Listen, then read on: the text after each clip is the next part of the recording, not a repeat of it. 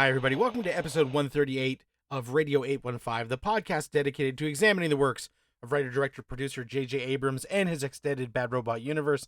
I'm Matt Crandall, here with my co-host Marcelo Inostroza, as today we start the mini-series 11/22/63, which was produced by J.J. Abrams and Bad Robot Productions in association with Stephen King, created by Bridget Carpenter, based on a King source material. And this thing, 8 episodes. I think in the States it was on Hulu, which of course I am Canadian. We don't have Hulu.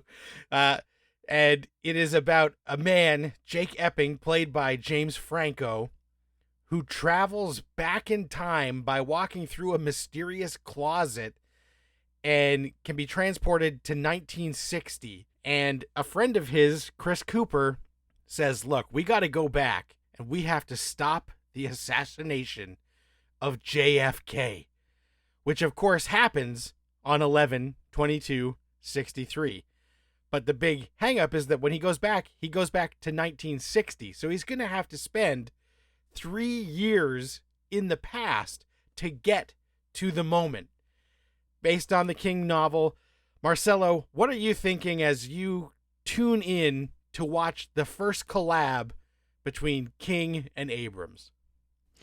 I really like this collaboration between JJ and Stephen King because the first time I saw the trailer when this was released on Hulu a short while ago, I really lost my mind because the only thing that the trailer showed was James Franco walking into a closet, and then it showed nothing but darkness, and then it had the title come up, and I was like, oh my God, what the hell is this? And I didn't actually look up what the show is about. I just watched it. And I was like, this is really, really interesting because I think Stephen King's milieu fits in well with the Bad Robot sort of thing. And the fact that this series has science fiction elements baked into it by walking into a closet and ending up in 1960, I think bodes very well for a Bad Robot project. Yeah, I think you're right. It does seem like a pretty good match for each other. And this first episode, The Rabbit Hole, coming in at a little bit longer than a normal episode, about an hour and 20 minutes long, feels like an important kind of, it's almost like a mini movie to get you into this world, and leaves a lot of stuff dangling as we're going to go into this miniseries. And I like that this is a miniseries, so we can assume that by the time it's over, we will have told the complete story of the novel. And it's immediately apparent that, when this aired in 2016, we didn't know that eventually Abrams would go on to produce another King project. But there are a lot of the building blocks and Easter eggs in this that they would then use for Castle Rock, which is sort of like the amalgam of all these different King universe characters coming together, because this pilot, the first episode of this, has a ton of Stephen King references baked into it, where the car from Christine shows up in a scene. We get references to the Bates School, which is from Carrie. We get references to, there is, of course, a Slusho sign. So we get some Bad Robot references, but they mention Castle Rock. They mention, all this King lore that kind of pops up in these different characters just in like very subtle ways.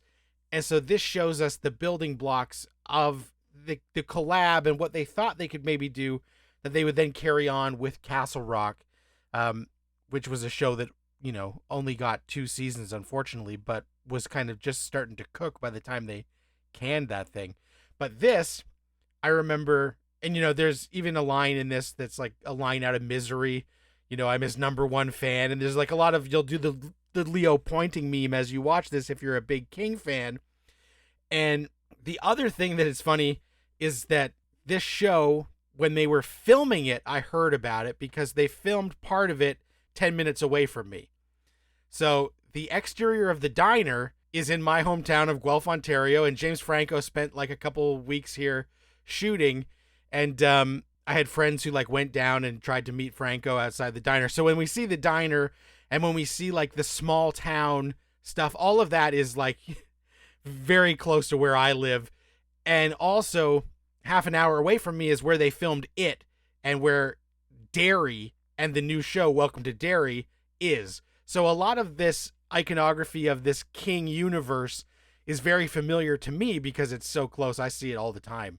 And so it's fun watching this show and seeing my hometown and places that are just a short drive away be, this place in Maine before he drives to Texas. So that was kind of cool. Now, Marcelo, when this started, did you watch it as it aired? Was this something you tuned into when it first came out? Yeah, this is something that I tuned into when it first came out because at the time when it came out, I was already in the Bad Robot, ether. I'd already fallen in love with JJ as a creator, and I was just so excited to see what Bad Robot could do in tandem with Stephen King because I've always been a fan of Stephen King's uh, f- uh, film adaptations. I mean, growing up, I loved The Running Man.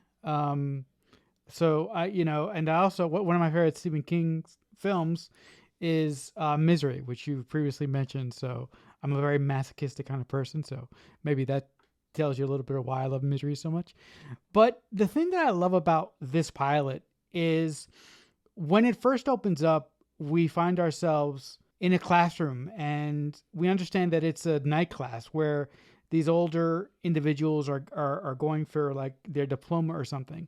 And this guy is telling the most horrific story about something that happened to him while, when he was a little boy on Halloween, in which his father went all crazy and killed his mother, his younger brother, and his sister. And the way that the moment is directed, it's so well done because the director stays on this older gentleman's face, and the camera just backs up slightly as he's telling the speech. And when he gets done, you sort of see the classroom. You hook on James Franco for a second. So I thought it was a very interesting way to open up the series. And it's very, very, very Stephen King like to me.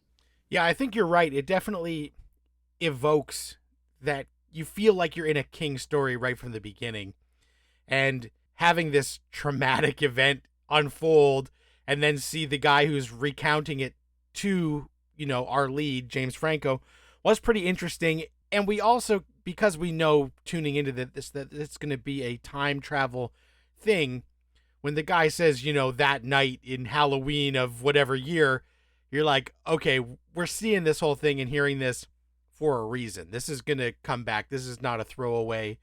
We're going to probably try and intervene in some way or revisit these events in real time with the time travel nature. So I thought that was interesting because it starts some wheels in motion for us and wondering what the scenario is. Now, I will say, I'm going to be 100% honest. I thought I had watched this and I own the Blu-ray. And then watching it last night, I was like, I've never fucking watched this. I never got past the first half hour. I think I must have always fallen asleep. And I've never seen this series. I own it. I have it. I thought I had watched it, but I was like, nope, you know what? I started it and just never did. And so this is going to be all new to me. Watching it now, this show is now 6 years old. And of course, it's a little bit awkward because James Franco himself has kind of been canceled for some shady shit he did as a teacher. So watching him be a teacher and have this relationship with students, and I'm like, hey, this is not a good look for this guy who got in trouble for crossing the line with some students and his sex addiction stuff. But when you put that aside, we start to really get into the meat of it as we see him. He's a teacher. He teaches these older people. He's proud of this guy, Harry, for confronting his demons and writing this story. And we see that Harry's a janitor at the school that he works at. We meet the head of the school, who's kind of this older lady who's really put out and life has ground her down. And then we see Franco go to this unique diner and Chris Cooper is working behind the counter. Now, there's one thing about Chris Cooper. No matter what this guy is in, he fucking rules. So as soon as Chris Cooper shows up, I'm like, all right, Like we're not fucking around here. Even if I'm gonna be honest, half the time when Franco is in something, the dude phones it in, and half the time he's incredible. So I was like, at least Chris Cooper is here for a little bit, so I know that Franco's not going to be able to just mail this one in. He's going to have to try and go toe to toe with this guy because it's a crapshoot with Franco whether he's going to be incredible or he's going to be barely present like he was at the Oscars. But Chris Cooper is awesome, and obviously quickly, very quickly, shit kind of ramps up because what seems like just a minute going by, Chris Cooper comes stumbling out of this back room in a very bad way. What are you thinking as Chris Cooper is immediately starting to lay all this shit out for Franco as he's having this episode where he's clearly unwell, and then he says, "Step into my closet." I really, well, I would just first like to say I'm not, and there's a point to this. I'm not the biggest James Franco fan on the face of the earth. I kind of really haven't liked him in anything. I've only liked him in one thing in his entire career, and that happens to be what we're talking about today. So it was really surprising for me to see James Franco turn it up, like you sort of referenced, when he's acting against an actor of the caliber of Chris Cooper. And when we when we're in the diner, and after James Franco finishes his divorce proceedings with his ex-wife, Chris Cooper comes, strolling out of the closet, out of breath, almost dead. So when I saw that, I was like, holy shit. I was like, how is James Franco going to react in this moment? And the way that he reacted when Chris Cooper's character told him that once he steps into this closet, things will change, I really thought it was written very, very well. It was written very, very down to earth, because a lot of characters would kind of go with it, but James Franco really, really questioned Al's sanity until he actually stepped into the closet. So I really liked the way that James Franco was pretty much a doubter until he actually stepped into the closet and experienced the whole thing of going from our present day to the 60s. Yeah, it's one of those things where they decide, rather than tell him the crazy thing, they say just go through and we see. So it's show, don't tell. And when he goes through to the 60s, he's obviously disoriented, and there's this weird dude who's like, "You shouldn't be here," yelling at him right before he comes back. And the weird dude is played by Kevin J. O'Connor from the Stephen Sommers movies, Deep Rising and The Mummy. And so I love seeing that dude, but he's looking strung out and creepy as this, what we will come to know as the Yellow Card Man. But I thought it's interesting. And then quickly after, he's like, "What the hell just happened? I traveled through time." And Cooper's like, "Yeah, wherever you go, when you come back, it's only been like a few seconds. I was there for 2 years and it was 2 minutes. And I think that you need to take over from me because I'm getting too weak and I can't do it anymore. And here's the thing I want you to do. I want you to save JFK." And it's a very weird proposition that this show treats very seriously. They just kind of give it to us, and then we're in it. So, initially Franco says, "No, I'm not going to do this," but he quickly comes around and decides to make a go of it. And then when he goes through, the remainder of the show, for the most part, is in the 60s. We sometimes will cut back, but most of the time we're in the traveling back present, which I appreciated, because if it was too much like going back and forth, I think it would get exhausting. So what are you thinking as Franco's trying to acclimate to being in the 60s? And, we get a lot of fun with the price difference of things, where he buys a car for $750, and then he almost blows up his entire spot by placing a ridiculous bet for way too much money right at the beginning. Like, you got to slow your roll a little bit. What are you thinking as, Franco kind of almost gets in trouble because he makes a 35-1 bet with $100 and wins, and these guys pay him, but they kind of want to kick his ass and take that money back. Let me ask you something before I address the question that you just asked. Before James Franco decides to take on Al's crusade to try and stop the assassination of JFK. James Franco's character goes to Al's house and walks up the stairs, and Al is kind of in his chair, slumped over. Is he dead or is he still alive? He's dead, right? I thought it felt like he was dead, but then we would cut to scenes later where they were talking to each other, and I was like, was this them talking before, or did that guy like come to after he saw this? So I was a little bit, honestly, a little bit confused if he was 100% dead or not. Yeah, I mean, I'm with you on that one because, as you just said, there are various scenes when James Franco is in his 60s, when James Franco is going through certain situations, when we cut back to Al sort of explaining how he went about it when he was in his 60s. So I think that point was not made specifically clear by the writer of this episode. I wish that she would have done just a little bit more, like either tell us he's dead or tell us he's passed out because of the cancer that's eating him alive at this point. As far as seeing James Franco, be like a fish out of water in the 60s when he first gets there, it's great. Because he kind of says certain things a certain way when he's talking to individuals from the 60s. There's this one part where he's walking down the street for the first time and he's wearing like this blue jacket with a black t-shirt of a famous musician. I think it's like Jimi Hendrix or something. And as he's walking by, these people just look at him. And I was like, this is really cool. And the thing that I liked about it is visual storytelling. The writer could have had several people come up to him and say, "What the hell are you wearing, sir?" or doing or do whatever. But the fact that the writer didn't do that and decided to do, like you said before, show don't tell, I thought it was a great choice. And also, when he steps into the barber shop to get his haircut for the first time, the barber sort of grilling him to find out where he came from, and it's really great to see the character of Jake think on his feet and to think about plausible story to tell the people that he encounters over his journey through this episode. As far as him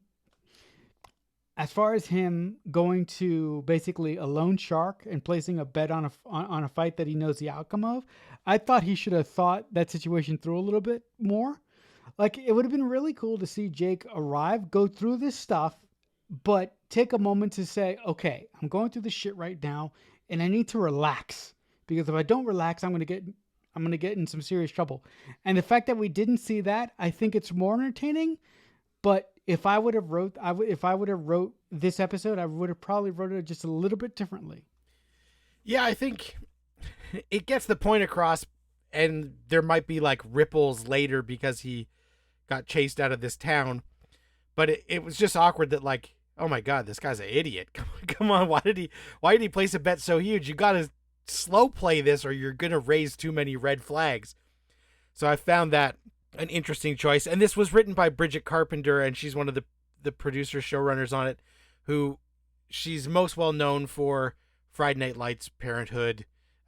So she knows what she's doing overall, and I think she's a very good producer. But yeah, there were a few moments in this where a few things didn't quite click.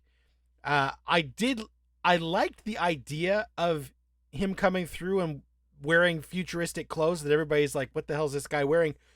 But the clothes they put him in weren't actually that futuristic, because there were a lot of people wearing basically the same blue jacket that he has on, like Maytag men walking around, that it was only the t-shirt that was kind of obscured that was actually different from the attire that other people would have worn. So before he gets his makeover, I didn't think, it's not like Marty McFly wearing the puffy jacket that everybody thinks is a life preserver, because it's just the t-shirt that's actually out of place. Everything else was not period specific. And he basically gets an observer makeover where he gets, the same hat as the observers. He's getting this suit to fit in the 1960s. And he gets rid of the goatee because that's not a style that anybody wore. They thought he looks like some sort of dirty, unkempt idiot.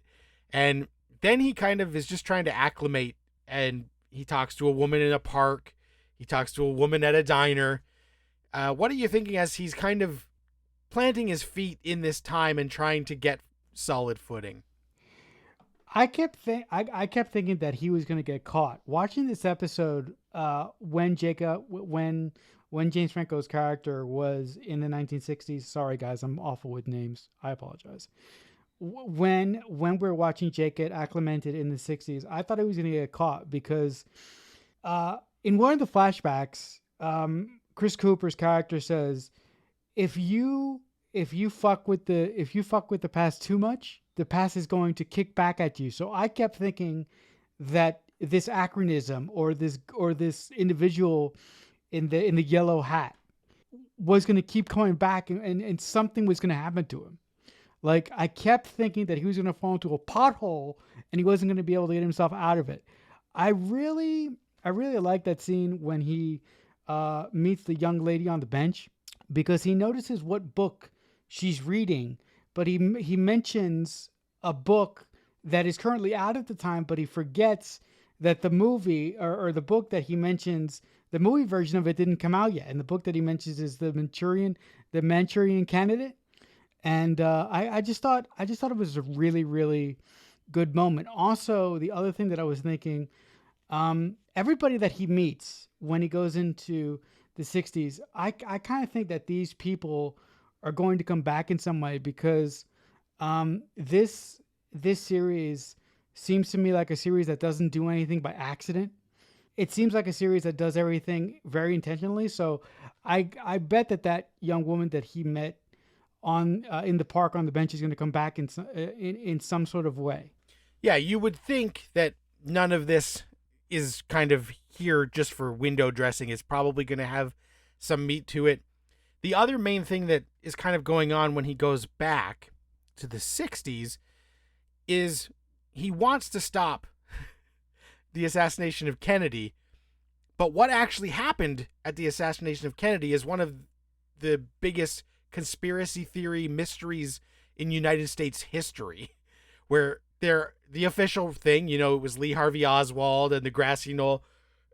So many people have theories that there were other shooters and that there were other people involved, that part of what he has to do is start seeing if the dominoes that would make them believe that Lee Harvey Oswald was the guy, he's got to start seeing if those events happen as the precursors, because if not, then, Lee Harvey Oswald might not be the guy who actually pulled the trigger. That is one of those great things that, like, nobody knows for sure. We can watch the Zapruder film a million times to try and get our clues. So I liked that there is this sense of he has to do a little bit of exploring and checking out earlier events rather than just waiting until that fateful day. He has to actually do some detective work in the meantime, and he's following the steps that Al laid out for him. And so he's meeting some people that Al had interactions with, but none of them remember that, because when Al goes back, time like resets, basically. So, he mentions to someone, oh yeah, I staying here because it was recommended by my friend, and they're like, I'd never heard of that guy. So I thought that was kind of interesting, and we know that he has to hold on long enough, and hopefully there isn't some crazy, we know that Al got sick with cancer. Was that just old age, or was that related to this time travel thing?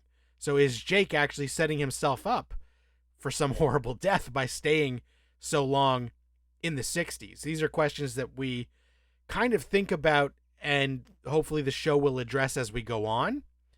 And I think they do lay, some groundwork that as Franco is spending more time, and he goes to a JFK rally, so he gets invested in JFK, and we see that, this is a politician who's saying all the right things and really getting the public invested. So we start to care. If we don't have the historical context, the show tries to give us enough that we're going to care if Jake succeeds or doesn't. But as you said, one of the key elements of this whole thing is if you mess with the past kicks back. And there's a moment where Franco is on a payphone, and all of a sudden a car comes crashing through it. What are you thinking as this fucking car just demolishes this payphone and Jake narrowly escapes getting killed? I couldn't believe it because, first of all, if my best friend who has a time portal in his diner says, try not to fuck with the time, try not to fuck with the past, because if you fuck with the past, it's going to come back to fucking bite you. The fact that James Franco's character did something so ironic as to call his own father from a payphone in the 60s was so stupid. I'm like, what are you doing? But of course, from a story perspective, we have to find out what happens when Jake, tosses the ship, so to speak, and when that car came crashing, when came crashing into frame and took out the phone booth, it was pretty goddamn amazing. And the actress who plays the woman who was driving the car, her dead body. I mean, the makeup department did such a good job. Like, you think she's dead, and then she opens her eyes and she says the same thing that the guy in the yellow hat said: "You shouldn't be here." And I'm like, Jake, you better watch it, man. You're gonna do something that you can't take back. As far as what you said before, when it comes to the potential effects of doing this, I really think that the reason that his friend got sick, the reason that Al got sick, was it was a combination of his age, and the combination of going in the rabbit hole and coming out of the rabbit hole vis-a-vis the closet. So I don't know if Jake is going to stay in the 60s the whole time, or I don't know if he's going to come back for a couple things and then jump back through the rabbit hole, ending up again in the 60s. I don't know because I don't remember. So in some ways, I'm like you, but there is a specific situation in this episode where it would make sense for Jake to go back to his time to get some more intel, because at one point in this episode, the place where Jake is staying in Texas burns down, and he loses all his intel on Oswald and the Kennedy assassination that his friend procured for him. So he doesn't have any more research on what steps to take next. So I'm thinking that he has to go back to his time to get some more intel, because if he just stays there, I think it would be. I think that he would just be winging it at this point. Yeah, and that is like an interesting spot where he's kind of lost some of that and he has to figure out what to do next. And eventually he gets put in a position where he doesn't know where he is, and he's like, "Hey, where am I?" And they're like, "Oh, you're half hour outside of this town." And he realizes this is the town where Harry, the guy from earlier, from the very beginning, where his father goes crazy and kills his whole family except for the one kid, and he also happens to be there right before Halloween. So this is where Jake starts to realize maybe he can intervene and see what goes on. We don't know if he's going to try and stop the murders, and we do get a quick flash where we see Josh Duhamel as the father who's going to eventually pull Michael Myers on Halloween and murder everyone. So I thought that was interesting that, his playbook is kind of gone. So now he's winging it and he's realizing, oh, there's this other important event that I happen to be here for. Maybe I should do something about it. This episode, directed by Kevin MacDonald, who is mostly known for kind of political dramas and thrillers. He did The Last King of Scotland and a very good movie called State of Play with Ben Affleck and Russell Crowe. And he handles this to keep it exciting, and it feels like this intriguing thriller while still having this sci-fi elements, but it's not fully like it's a Bad Robot, but like a little bit reserved. But there is that sinister Stephen King feel throughout most of it.